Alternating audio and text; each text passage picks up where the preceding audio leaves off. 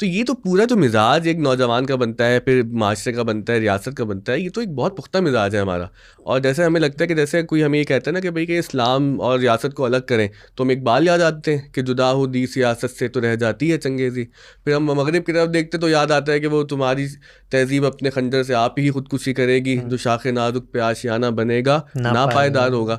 تو اب یہ تو پورا منظرنامہ آپ کے سامنے ہے.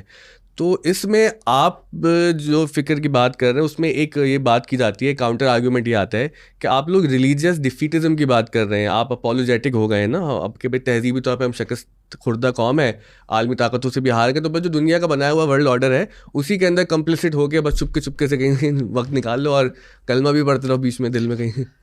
اس کے دو جوابات ہیں. ایک تو یہ ہے کہ ہم کیا کرتے ہیں، اس پر میں بعد میں آتا ہوں.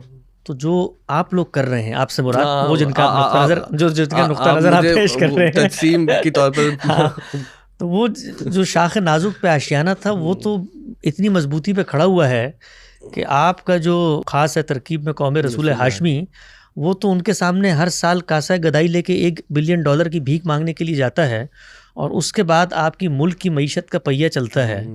اچھا، وہی ممالک ہیں جن کے قائم کردہ پورے کے پورے اس ٹیکنالوجی کے ریولوشن کو آپ استعمال کر کے انہی کیمروں انہی پوڈ کاسٹوں کے مائک میں بیٹھ کے خلافت کے احیاء کی بات کر رہے ہوتے ہیں. تو ہم تو جو کرتے ہیں وہ کرتے ہیں، لیکن یہ جو آپ لوگوں کی طرف سے ایک نوید انقلاب سنائی جاتی ہے، اس کے بعد تو بھائی کچھ جاؤ نا پتھر کے دور میں رہو اور پھر ڈو اینڈ ڈائی والی صورتحال ہو. یہاں پر بیٹھ کر آپ کہتے ہیں کہ یہ عالمی استعمار اور یہ مغربی طاقتیں اور یہ قوتیں اور ان کے ساتھ ہمارا جس کو کہتے ہیں دائمی مخاصمت کا تعلق ہے اور یہ تہذیبوں کی جنگ ہے. تو پھر تہذیبوں کی جنگ میں ٹھنڈے کمروں میں نہیں بیٹھا جاتا، تہذیبوں کی جنگ پھر پہاڑوں پہ اٹھ کے لڑی جاتی ہے، جیسے طالبان نے لڑی ہے. ان کے بارے میں ہمیشہ یہ کہتا ہوں کہ ان کی عقل کے اوپر ماتم اور ان کا جذبے کے اوپر رشک آتا ہے، اس لیے کہ جو وہ کہہ رہے ہیں اس پر عمل درآمد کر رہے ہیں. تو ہمارے یہاں جو کہانی سنائی جاتی ہے بہت معذرت کے ساتھ، یہ قوم کو بیوقوف بنانے کے علاوہ کچھ نہیں ہے.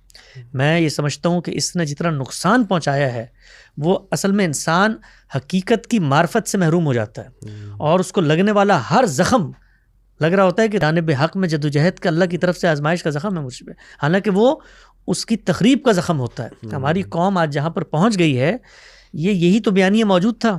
اس بیانیے کے گل تو ہمیں آج نظر آتے ہیں سوسائٹی کے اندر، گلی محلوں کے اندر. اور پھر جو پوت آپ نے یہاں پہ تیار کی، اس کو عالمی استعمار سے لڑایا، اور لڑانے کے بعد اس نے آپ کے گلی محلوں میں، چوک چراہوں میں، دیوانوں بازاروں میں جو کشت و خون کا بازار گرم کیا، جو بارود اور آگ کی یہاں پر لہر دوڑائی، اس کے بعد وہ کہاں ہے عظمت رفتہ کی بات ہے؟ وہ بیانیے کہاں ہیں مذہب کے؟ یعنی پھر ہم اپنے لوگوں کے خلاف ضرب اسب کرتے ہیں، پھر اپنے لوگوں کے خلاف رد و فساد ہوتا ہے.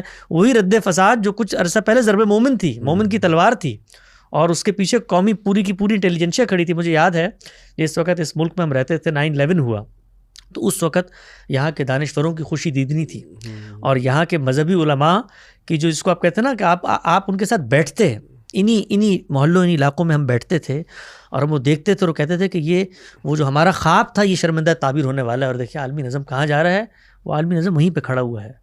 اس عالمی نظم کی باج گزاری میں آج ہم زندگی گزار رہے ہیں.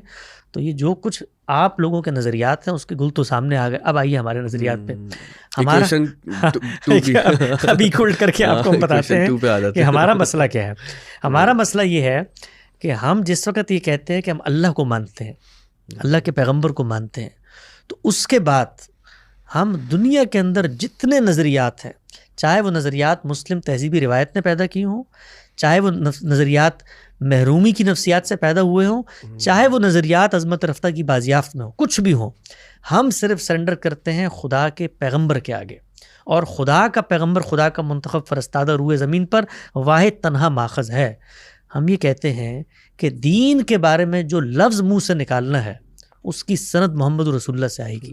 تو ہمارا پورا دینی ڈسکورس اس کنزرویٹیوزم پہ کھڑا ہوا ہے کہ جہاں پر ہم خارج، سماج، معاشرہ، افادیت، عدم افادیت، تعمیر، تخریب، اس سب سے باورہ ہو چکے ہیں. ہم اس کی بات کرتے ہیں. ان پیغمبر کی ذات سے ہمیں کچھ دین کے سورسز ملے ہیں، وہ قرآن و سنت پہ مبنی ہے. آپ ہمیں کہتے ہیں کہ اس قرآن و سنت میں مغرب کی مخالفت کی بات کی ہے، آیت پڑھیں. آیت پڑھیں گے تو دوسری مجبوری یہ ہے کہ محمد صلی اللہ علیہ وسلم کو ماننے کے بعد ہم نے دنیا کے جو عقلی مسلمات ہیں ان کو بھی مانا ہوا ہے.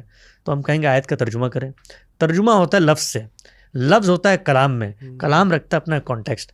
آپ میرے سامنے آ کر حدیث پڑھیں گے کہ بھئی اللہ کے پیغمبر نے کہا من تشبہ بقوم فہو منہ، ایک کافر کے گھر کی تو آگ سے گھر کو روشن نہ کرو، آپ کہتے ہیں کہ نیشن اسٹیٹ کے اندر رہتے ہوئے پوری تقسیم کو مان لیں، تو ہم کہیں گے پوری حدیث پڑھو، پوری حدیث میں تو یہ بات بیان ہی نہیں ہوئی، پوری حدیث میں تو بات بیان ہوئی جعل الرزق تحت ظل رمحی وجعل الصغار علی ما خالف امری من تشبہ بقوم فہو منہ۔ بھئی پیغمبر ہیں، خاص قانون ہیں، آتے ہیں، تمام حجت ہوتا ہے، عذاب آتا ہے، اللہ کہہ رہا ہے تلواروں کے سائے میں تمہارا رزق رکھ دیا ہے، جو تمہاری مخالفت کرے گا نیست و نابود ہوگا۔ اب موقع آ گیا ہے خدا کے عذاب کا، جس نے جس قوم کے ساتھ ہونا ہے الگ الگ ہو جاؤ، کیونکہ فیصلہ ہونے والا ہے حشر معہم۔ تو اب آپ کو میں حدیث سناؤں گا، آپ آگے سے آ کر مجھے کہیں گے آپ تو اصل میں اپولوجیٹک ہو گئے ہیں، مغرب کے ساتھی ہو گئے، تو پھر میں پلٹ کے کہوں گا کہ آپ اصل میں اسلامزم اپنی سیاسی برتری کی بازیافت میں دین کے جو بنیادی مقدمات ہیں ان کو براہ راست سمجھنے پر بھی آمادہ نہیں ہے۔ تو ہمارا معاملہ اپولوجی کا نہیں ہے، آپ کا معاملہ دین سے دوری کا ہے۔